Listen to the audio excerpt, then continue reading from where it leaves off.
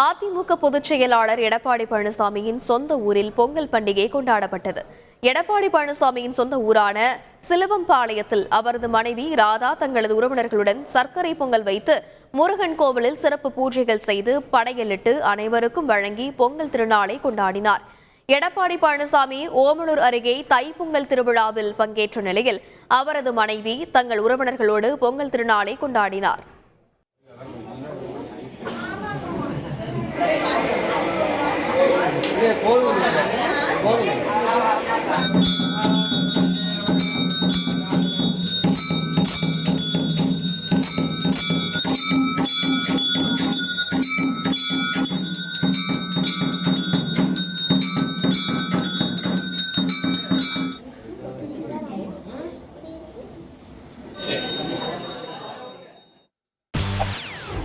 செய்திகளை உடனுக்குடன் தெரிந்து கொள்ள உடனே சப்ஸ்கிரைப் பண்ணுங்க.